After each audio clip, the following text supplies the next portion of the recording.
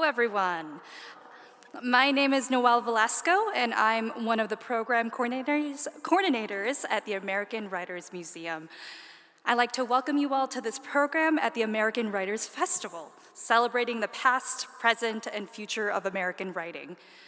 Our first program today highlights the courageous reporters whose work illuminated the first half of the 20th century. Deborah Cohen's Last Call at the Hotel Imperial tells the story of 4 cub reporters working in Europe on the brink of the Second World War. Deborah Cohen is the Richard W. Leopold Professor at History at Northwestern University. Last Call at the Hotel Imperial is her 4th book. She's previously written about veterans, the British love affair with their possessions, and families and social stigma. She writes regularly for The Atlantic about subjects ranging from private lives to war photography to punk rock. She's interviewed today by Daniel Greene, President and Librarian of the Newberry Library. Welcome to you both. Thank you so much, and thanks for being here. It's an honor to be part of this first go-around with the American Writers Museum Festival. Deborah, first, congratulations. What a book. It's really, it's an astounding read. So I highly recommend that all of you here should buy this and read it. You'll learn a lot. So you write about this inner circle of foreign correspondents during the 20s, 30s, and 40s. John Gunther, H.R. Knickerbocker, Jimmy Sheehan, Dorothy Thompson, and others. These were big names at the time, but they might not be as well known today. I'm just curious how you found your way to them, and what made you want to dive so deep into their lives and their work. So thank you so much, first of all, to the American Writers Museum and the American Writers Festival for having me. I know we've got quite an echo in here, so I'm trying to hold it very close to my mouth. And I want also to thank all of the organizers, volunteers, and also Daniel Greene for being here to talk with me. I really appreciate it. So my book is about a group of young men and women who in the early 20s set out for Europe and Asia from America. They would become the most famous international journalists of their day. And I'm just going to say a little bit about each one of them just to introduce them to you. John Gunther was a Chicagoan who worked for one of the city's big daily papers, the Chicago Daily News. And he essentially posted himself abroad for the CDN to Europe. He would have a huge success in 1936 with a book that derived from 12 years of European reporting, and that was his Inside Europe, published in 1936, a behind-the-scenes account of the dictators on the rise in the European continent. The second figure in my book is a man named Vincent or Jimmy Sheehan. He was born and raised in the mining town of Pena in downstate. And like John Gunther, he went to the University of Chicago. A decade out of Pena, Jimmy Sheehan was essentially embedded within the Bloomsbury group, so an incredible social mobility. He is reporting from every crisis spot in the 20s, from the rise of Italian fascism, to anti-colonial movements fighting it out with their Spanish overlords in North Africa. And he writes an era-defining book entitled Personal History, which is published in 1935. The third figure is Dorothy Thompson, who amasses a string of firsts. She's the first American woman to run a major overseas news bureau in Berlin. She's the first American woman to have an op-ed column of her own in the late 1930s with an audience of 8 to 10 million thrice weekly. And she is the first American reporter to be kicked out of Nazi Germany in 1934. And the fourth figure is a Texan, a man named H.R. Knickerbocker, the highest paid foreign correspondent of his day. H.R. Knickerbocker was reportedly the only foreign correspondent whose dispatches Mussolini actually bothers to read all the way through. He is also, becomes the bête noire of Joseph Goebbels, Hitler's propaganda minister. So these four figures are all young journalists. They're in their 20s in the 1920s, 30s in the 1930s, and they follow two big stories. One of them is the rise of European dictatorship, and the second is the rise of anti-colonial nationalist movements across Asia. So it's a new role at this time to be a foreign correspondent. I wonder if you could just kind of situate that for us. Why are newspapers doing that? What attracts Sheehan, Knickerbocker? You write, it's also interesting, I mean, you talk about them with their first names throughout the book, so maybe you want to talk about that, and maybe we should use their first names, Dorothy and Jimmy and Nick. But what's going on in the environment of the media for newspapers to decide we need to have foreign correspondents stationed abroad? So there had always been people who were sending dispatches from abroad, and there had always been war correspondents, from the beginning of the modern newspaper in the 18th century. What happened in America after the First World War was a growing conviction on the part of newspaper owners and proprietors that Americans needed their own eyes and ears abroad, that they couldn't any longer rely on wire services or European newspapers, that Americans had been inveigled by the tricky British into the Great War, into the First World War, and that if that weren't going to happen again, that Americans needed to report the news for other Americans. So this is very much a moment when this group of young people, fiercely independent, irreverent, really the women are kind of wised up flappers and the young men are people who are sick and tired of American moralism. It's a moment when this group of people come to set the mold on what will become American foreign correspondents. So they're great writers. Deborah also is a great writer. I think it takes a lot of guts to take on, in your own book, a book about great writers. But you write, theirs was the work of interpretation, of explaining why an event had happened and what it meant. You also say that taking sides morally was avoided, but the correspondents could, under certain limited conditions, offer his opinion. So I just wonder if you could tell us more about how they write, right? It's not op-eds, but it's not just the facts either. That's right. So foreign correspondents, so people who'd been reporting abroad, had always been given a little bit more latitude in terms of interpreting the news, because it was understood that their readers wouldn't actually be able to place the particular politicians or figures they were discussing. In this case, though, this group of young people had been brought up in city newspaper rooms of respectable papers, say the Chicago Daily News, where what was enshrined in them was the need to tell both sides, or what we would call objectivity. So they grow up as young people with the idea that they have to tell both sides, and then they get to Europe, and there's a problem, which is, how can you tell both sides when what you've just seen is a group of Jews dragged into brown houses and tortured? What's the other side? Or how do you tell both sides when you're there in 1934, in February of 1934 in Vienna, when the Austrian dictator Dollfuss starts to fire on his own people heavy munitions directed at socialist housing projects where there are not just men, but women and children as well.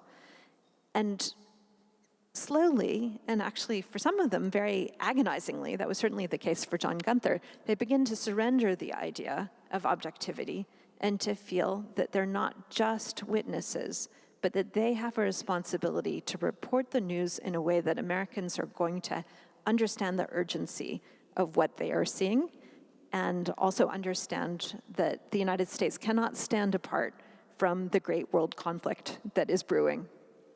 So do they talk to each other about this, about objectivity? And then, I guess also, how do you as a researcher, as a historian, figure out, I mean, you can read their columns, but so much of this book is also about their conversations with each other. How do you get at that? Yeah, so they do talk to each other. They talk to each other and they argue with each other. So there's so many good questions in here. I'm going to sort of separate them out and take them one at a time. This group of reporters left extraordinary archives. So I have been, like Danny, I've been a historian for 30 years, 30 plus years, and I've worked in a lot of really rich archives. But this group of archives is beyond imagining it's precisely because they're reporters. They take notes, they sit down with Hitler, they're taking notes. They sit down with their friends in a bar, they're taking notes afterwards. You have an affair with your best friend's wife, you run home and take notes on it. So the drive to self-documentation is not just a flood of correspondence and all of the documentation that surrounds their journalistic work, but it's also extensive diary keeping. And that diary keeping arises from a really fundamental conflict, I think, in them, which is that they're both people who are raised with a certain idea of Victorian rationalism. They're all born around the turn of the 20th century, when it's imagined that if you just try hard enough, you're going to be able to sort of understand where morally you're headed. And then they encounter Freud.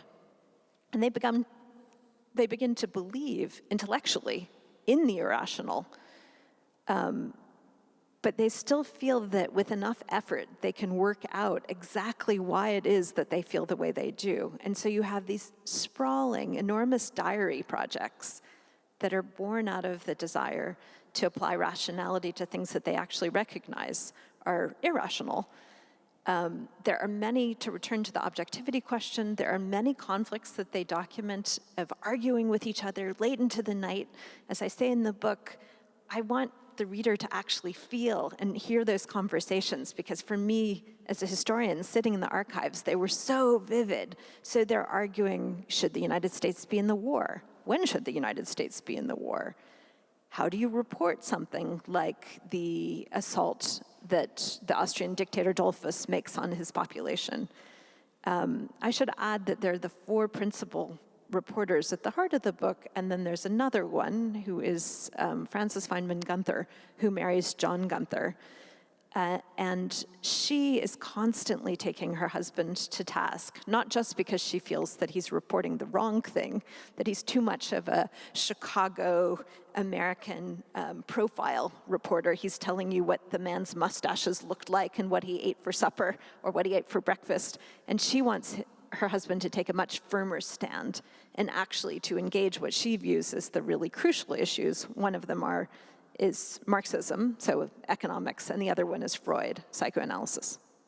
So it's interesting, too, as I was reading the book. So Deborah's written in the past also about family secrets, right, which is a difficult thing to get at in archives. And there's a lot of, well, I don't know, with the archive that they left us, would they think of what they're leaving as secrets, or would they want this to be public? I mean, you could imagine that some of this is so intimate, some of what's in their archive is so intimate that they would have said, burn this upon my death, or burned it late in their life. I mean, so thank goodness they didn't. But do they not see what they're writing as secret? It's such an important question. So part of their intellectual project and part of their group project as a group of friends is to destigmatize behaviors and kind of things that people have kept secret. And they do this in a variety of ways. One of them is that, as I said, they're very irreverent. This is the first modern sexual revolution, the revolution of the 1920s. So there is incredible amounts of drinking, there is adultery, there is sex, and there's sex of every kind. They partake in all of that, and they come to see a connection between those people who are repressing those impulses and instincts and their own, sort of selfhood, and the rise of fascism. So in other words, they believe, and this is especially true for John Gunther, that part of what is going wrong in the world is that people are so screwed up psychologically. So Inside Europe is an account of the things like the childhood of Hitler? Why does Hitler turn out to be such a maniac? Well, John Gunther goes and finds Hitler's relatives in the Austrian backwater to try to answer that question. So, as Dorothy Thompson says in the 1950s, nothing that was human was foreign to us, meaning that what she believed was that everything should be known. They do not burn their archives or dispose of their archives. And John Gunther's second wife, who's just died in 2020, she also preserved the archive, which is at the University of Chicago Special Collections, 250 boxes of an archive. And I'm talking boxes like big boxes, because they are engaged in an effort to destigmatize sex, death, illness. From this group come two really landmark taboo-breaking books. One of them is Death Be Not Proud, John Gunther's account of the illness and death of his 17-year-old son, which is published in 1949. And that is viewed as such a shocking book for him to publish, such a private experience to put out there in public, that the press has really significant reservations about it. And then Jimmy Sheehan publishes in the early 1960s the account of Dorothy Thompson's marriage, second marriage with Sinclair Lewis, the writer Sinclair Lewis, which was sort of an unmitigated disaster for all parties. And again, a book that's viewed as the frankest marriage, the account of a marriage ever published, and quite a shocking book for its moment. I want to get to Inside Europe, but maybe first, just to keep it chronological. So you mentioned that Dorothy Thompson is the first American journalist who gets kicked out of Nazi Germany. Maybe tell us a little bit about her interview with Hitler, and because the interview with Hitler is 1931, before he is the chancellor, and then she's kicked out in 1934. So what's going on in that time? Why are the Nazis paying so much attention to her that they would expel her as a foreign correspondent? American foreign correspondents are hugely important for foreign politicians of every kind, because it's understood that they are a very small number of people who are funneling the news to millions of others in America. Dorothy Thompson has tried to get an interview with Hitler all through the 1920s after the Beer Hall Putsch, and she finally manages it in 1931. And she sees him, and she makes what is for her an uncharacteristic mistake. Dorothy Thompson is one of the smartest commentators on European affairs, bar none. But like millions of other people, she underestimates Hitler. She sees him, she says, I thought I would be really scared. I thought I would be very intimidated. But within a minute of sitting down with him, I realized his startling insignificance. And then she says, a dig at his masculinity. I bet he's a man who crooks his little finger when he sips his tea. And she essentially says, look, Hitler's not going to amount to anything. How could how could this Austrian house painter be a person of any kind of consequence in the land of Goethe and Thomas Mann and Albert Einstein? This is not possible. And as her friends later rib her for her comico terrible gaffe, one of the things that happens as a consequence of that 1931 interview is that Hitler, who is really reluctant to see the foreign press himself because he doesn't really like interviews. He likes talking to millions of people, right? He likes over the radio or to thousands in a stadium. He has Dorothy Thompson in his sights. And so when the Nazis come to power, she writes a set of reports for the Jewish wire services about atrocities against Jews immediately after the Nazi takeover. And by the time she comes back to Germany in 1934, there's already an order of expulsion. So when she gets back to the United States, too, I've seen that there's great newsreel footage when she arrives in the United States. People are waiting on the docks to interview her. But it's interesting, she actually frames it, she doesn't talk about herself. She talks about democracy, freedom of the press, freedom of speech. Is that, Is that representative of, as these foreign correspondents thought about their significance in the world, were they framing our understanding of democracy at a time where they were seeing, they're all over the world too, right? They're in Ethiopia, right? They're in Spain, all these places where democracy is under threat. How are they thinking about democracy and freedom of speech and their role within that? For all of them, it is crucial. So they're of different political stripes. I would say Dorothy Thompson and H.R. Knickerbocker are the most conservative of them, and Vincent Sheehan, who's always in a kind of flirtation with communism, is, on the left-hand side, and Francis Gunther still further to the left. They see themselves as defenders, as bulwarks of liberty. They watched the European press become extinguished in all of the fascist countries from which they're reporting. So literally, they are the people who are conveying the news out of those countries, and then it's being re-imported, of course, back into those countries through their work, among other things.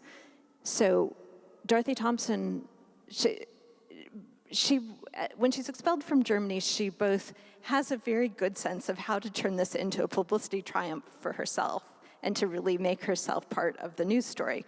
But as Danny says, she's also very clever in how she frames it, which is to call attention to the first, what she and John Gunther say, this is the first thing that dictators have to do. They have to crush the press.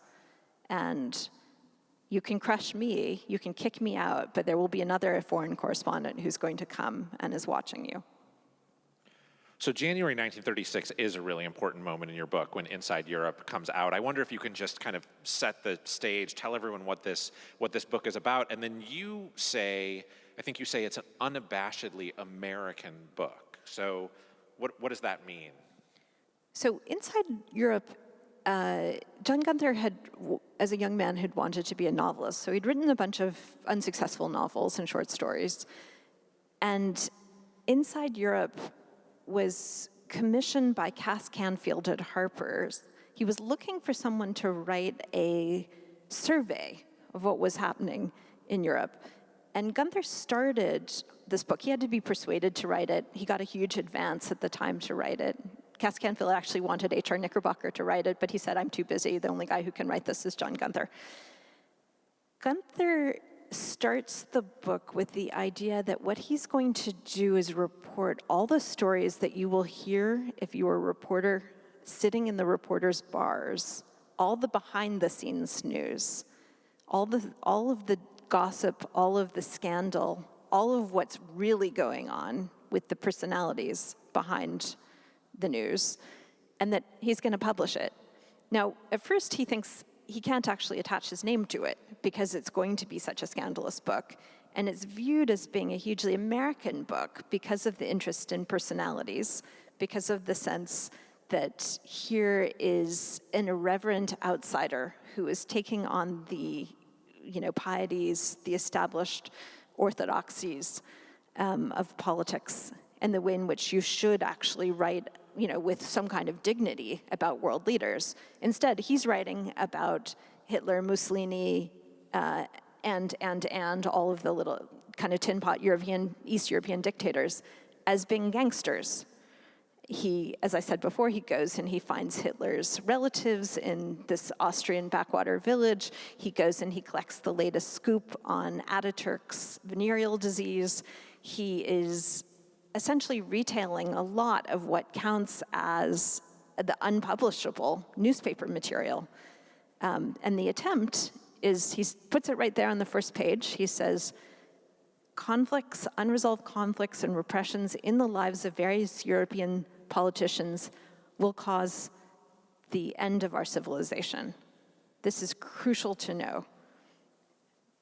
So you have to tell everyone too about Francis Feynman Gunther as well, because really one of the things that we learn and that's so gripping in this book is about their relationship both personally and professionally. She's part of Inside Europe too, isn't she?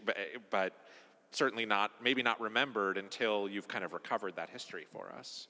Yeah, so Frances Feynman Gunther was herself, as I said, a sometimes foreign correspondent. She reported, among other places, for the London News Chronicle.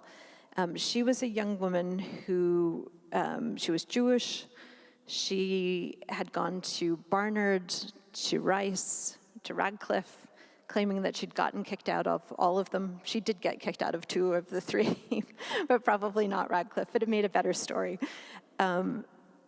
She was an extraordinarily smart and theoretical thinker, very up-to-date on all of the latest kind of conceptual ways in which people in the 1920s were thinking about society and economics. She fell in love with John Gunther in the 20s when they crossed paths in Paris. And from the very beginning, the dynamic was that here was a young man who could write like an angel. He could describe things so that you felt like they were just right there. You were right there in the street, seeing them with him. But as his wife, Frances, said, he couldn't think. Now, this was an overstatement. Of course, he could think. I mean, what does that even mean? But what she meant was that he was not a theoretical deep thinker. And in fact, he begins to take on her critique and think, I actually am not a theoretical person. And he becomes ever more dependent, as he says, on Frances to do his thinking for him. So they evolve a relationship where she has great trouble writing. She has a tremendous case of writer's block. So she's funneling him her best ideas, and they end up in his book, and sometimes he gives her credit. So she is on throughout Inside Europe, as Frances Feynman Gunther says, or as Frances Gunther has remarked. But that kind of dynamic in a writer's marriage is just, obviously it's not going to end happily. And these are stories that we know from other lost generation writerly couples like F. Scott and Zelda Fitzgerald. So in part, the book is about a group of friends, and it's also a book that's about marriage and about the difficulties of marriage, of competition, of living amidst this sexual revolution and how you should behave, of how you parent your children.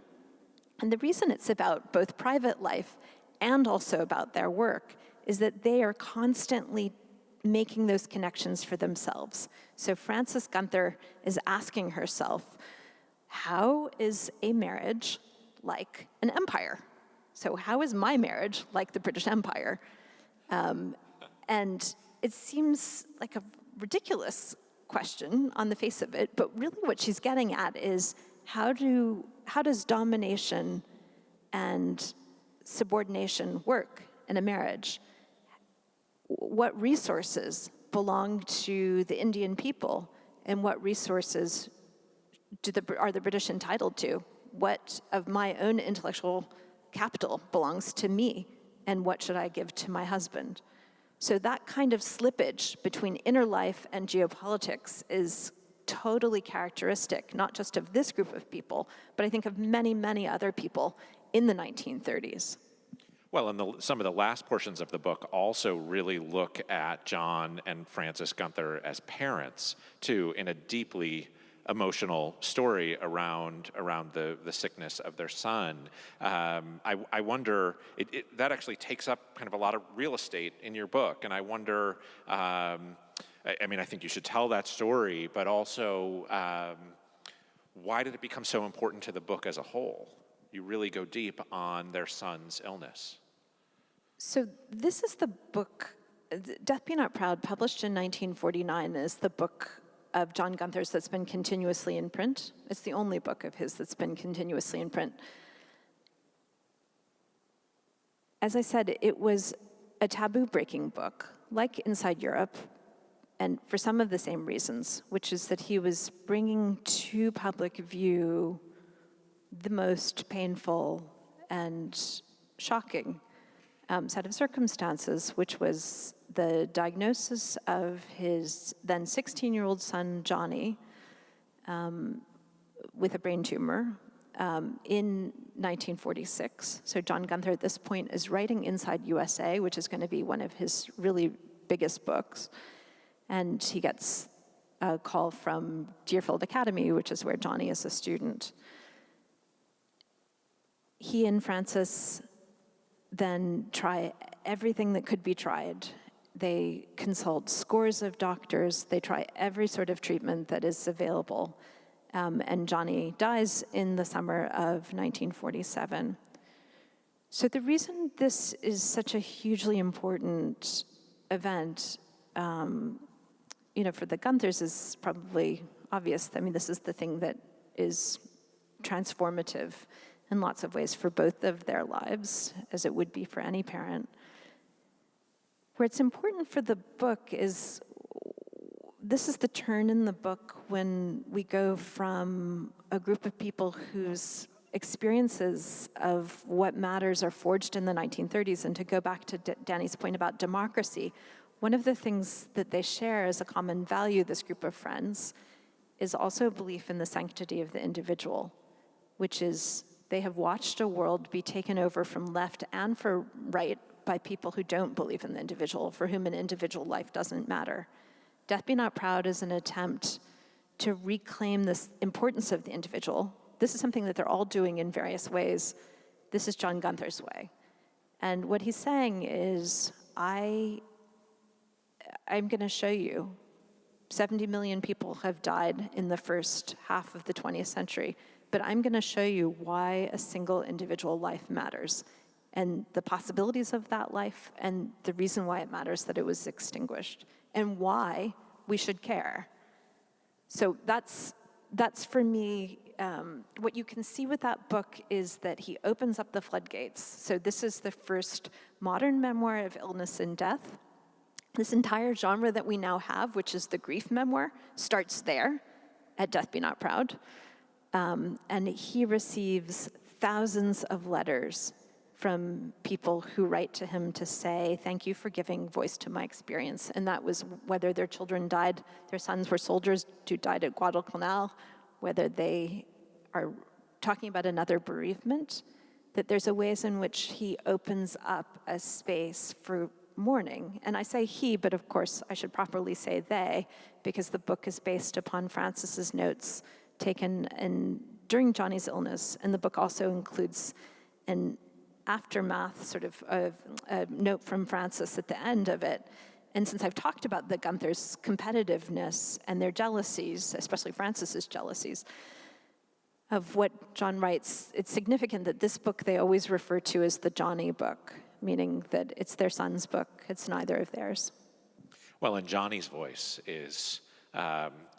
stuck with me after reading this as well. We have time for a couple more questions, and then we'll open it up to questions from the audience. So it probably will not surprise any of you then that these writers think about their legacy, right? So you talk about that. By 1944, you explain that Jimmy Sheehan was worrying about that his time as a reporter was done, and you write, the good news, their style of reporting, Jimmy called it a school, would endure. So is he right on either count? Was their time done? And does their style of reporting and writing endure? So I think yes and yes. He was right in the sense that their zeitgeist was the zeitgeist of the 30s and 40s. So they continue on. John Gunther continues to sell millions of books. Sheehan himself has various successes, writerly successes. Dorothy Thompson still has a column.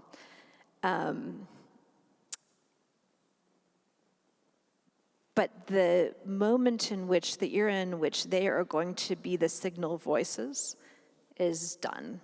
And actually, this exchange happens at a stork club between Jimmy Sheehan and John Gunther. And Jimmy says, we're done. And John Gunther thinks, well, baby, you're done. I'm not done, which he writes in his diary. Their legacy endures through, probably most obviously, through the new journalism of the 1960s. So what we think about is Fly on the Wall, Gay Talese,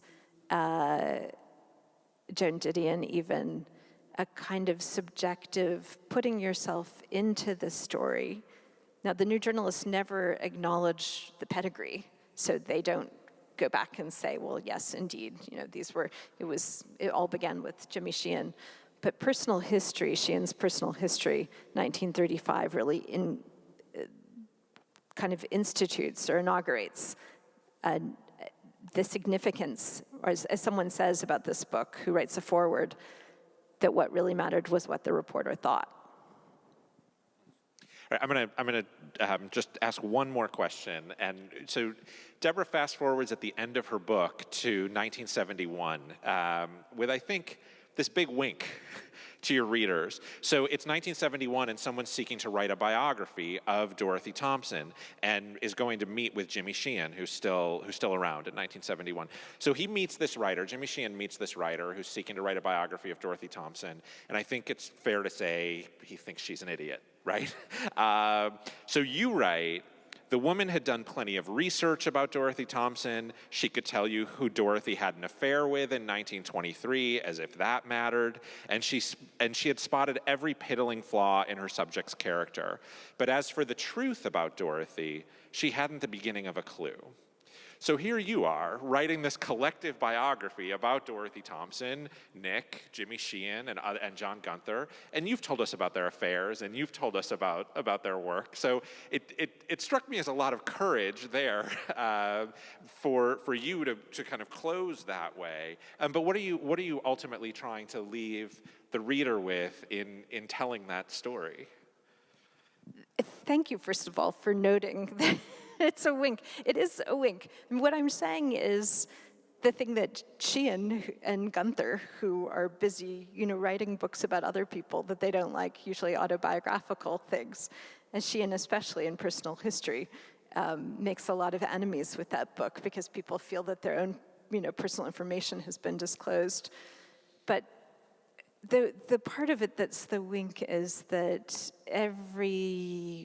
anyone who does any kind of biographical project knows that you only get so close, that you read things through, your own set of interests. And rather than saying all that, which has become sometimes obligatory for biographers to say, what I wanted to say was these people perfectly well knew the ways in which they would be interpreted, reinterpreted, misunderstood, and that is inherent to the exercise. So, and I wanted to give you a little glimpse forward in 1971 as Sheehan he's old, he's sick, he's infuriated by the chutzpah of these people who think that they can write about his friend. They know nothing about his friend. And of course, we can only get so close. Well, it's a wonderful way to close, and your voice comes through so strongly at that point. Also, it feels like such an intimate book and such a critically important book in shaping. These are the people who shaped how Americans understood the world at their moment. So we're happy to take questions if anyone wants to step up to the. Would you mind stepping up to the microphone to ask the question? Thank you, just so that everyone can hear. And I think we have time. We have time for a few. Yeah. Okay. Go ahead. Thank you. Thank you very much. This was terrific. So you picked 4+ journalists, and they're the subject of your book, and you've talked a bit about how they're sort of a precursor to new journalism. Could you spread your view out a little bit and just talk about journalism in the 20s, 30s, 40s, and how these characters were maybe different or brought forth new tendencies in journalism, or to what extent journalism was also moving with these characters? Thank you. Yes, I think that that's a very important point. I mean, so choosing which journalists to write about was complicated. I mean, what I wanted was a group of friends, but even within that, there's a sort of inner circle of the book and there's an outer circle of the book. And in the outer circle of the book are people who were also hugely important journalists of their moment, like Bill Shire or Emily Hahn. Journalism is moving in the 30s towards as Dorothy Thompson says, becoming the representative form of American life. And so there are ways in which the kinds of subjectivity that comes to infuse their work is evident more broadly. So subjectivity and objectivity more generally, not just in their work, are battling it out, especially in the 1930s. The personality-driven nature of journalism is also becoming more pronounced with the advent of the tabloids, which is another. Jimmy Sheehan actually works for the New York Daily News, which is where he gets his, kind of flair. And a lot of the subjects that John Gunther deals with, people feel like, well, that's appropriate for the tabloid. There are also major questions about the social function of journalism that not just journalists are asking, but people like the Chicago School thinkers, so sociologists, philosophers, political scientists are asking about the significance of newspapers to democracy and what kind of democracy you're going to have if all people can read are tabloids, or put it differently, what kind of democracy you're going to have if people get their news from TikTok. So there's, as you say, there's a much broader context about the changing media landscape here. And there are subjects like the dominance of press barons, of respectable papers like the Times or the Chicago Daily News that are trying to battle about the ways in which Hearst, et cetera, are hugely important in the kind of news that people get. Thank you. Please, go ahead. I didn't see the front of your book. Can you? Oh, okay. And I was listening. You covered the author or authoress, because I didn't hear the name, who the person who wrote the book, covers such a large area of history. I heard you mention 45, which was pre-World War II, and then coming to 71, that's Vietnam era. As a future journalist, or whoever is here as a writer, so that we don't have the person who's reading get lost in so much. How do we, as a future journalism or writer, hold the person who picks up that book so they don't start wandering and go, okay, this is too much like a history book? I heard you mention about Adolf Hitler. Most people would turn to, no, we don't want to read about him. Yeah. So I heard you mention about a romance, but one thing I didn't hear, and I'm going to sit, how did that impact on the writer as they were in Europe during the time of World War II, 45, and then when they came back to the States, I'm assuming they came back in 71 here, because there was so much going on here. Is any of that incorporated into this book?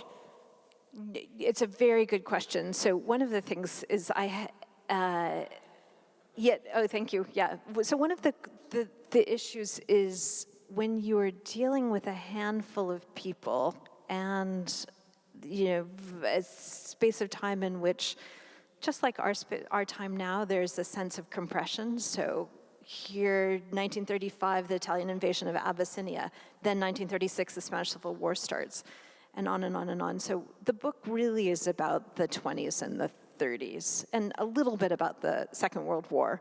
But these people's time, they were not the war reporters of their moment. H.R. Knickerbocker was probably the most significant of them. During the war, what it's about is people who sounded the alarm on the rise of fascism, who called attention to the rise of anti-colonial nationalism. And so what Danny is describing, which is, I stop, right? I think their moment is basically done. That's part of, I agree with Sheehan.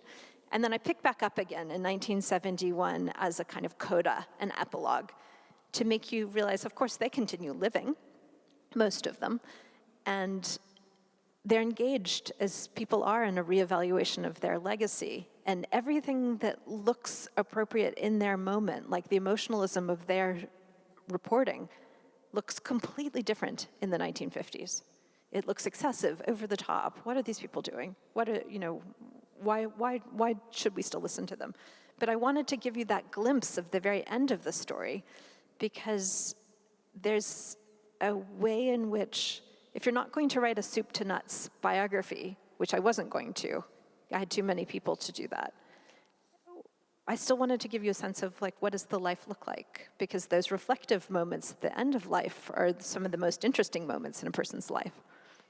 But you also, I think, when you think about I mean, here we are at a writers' festival, and when you think about yourself as a writer, this book is so grounded in specific moments, right? It's not in platitudes about democracy or the role of journalists in the world, which, you know, you could have taken it that way. But really what you do is tell great stories, right? And I imagine, and they're great stories where it seems like you're trusting your reader, right, to understand. I mean, you help a great deal, but you trust your reader to understand the impact of those stories. And it struck me also that, I mean, there must be obviously so much you know about these people that's not in these pages, and so much that ended up on the cutting room floor, which is so hard to do as a writer, but I think so benefits the book, right? I guess just maybe we can close with, you've written 4 books now, and what did you learn about yourself as a writer in doing this one? That is a very good question. So part of the answer is, and I see various people who knew this firsthand or were firsthand observers of this horrible process. I mean, I threw away 70,000 words, so several hundred pages of the book in a false start at the very beginning. So I wrote a big bunch, and then it was too close to the people's account. My first idea was that I wanted you to be able to hear their voices, and I didn't want to be in the book at all, not as a distant third narrator, not as a historian, not as an anything. I wanted you to be learning about their world as they learned about their world from them, and that was just too hard. I mean, I'm sure that there are writers who could do it, but I couldn't do it in any way that was intelligible to a reader. So I threw that all away and started again. And because I was working with so many people, I think I thought about it in terms of scenes. So what are the important things where there's so much, there's a density of the archival material, and then there's so much that you need to know. So there has to be a scene in the Italians are invading Ethiopia in 1935, and who's there but H.R. Knickerbocker, along with Yves Lanois. There has to be Dorothy Thompson interviewing Hitler. And so stitching it together in that way also was important to me, that you go backwards and forwards between them, because it's precisely the dynamism of their friendships, of their rivalries, of their hatreds, actually, because this is a book fundamentally about a group of people, some of whom really come to dislike each other intensely. And it was important to me that you have that sense of hearing them and then hearing another account of the same event and circling back. So. Well, Deborah, it's a challenging book. It's an emotional book. It's a beautiful book. So thank you for writing it. Thanks for being here today, and thanks to all of you for joining us. Thank you so much for the interview, and thank you all for coming.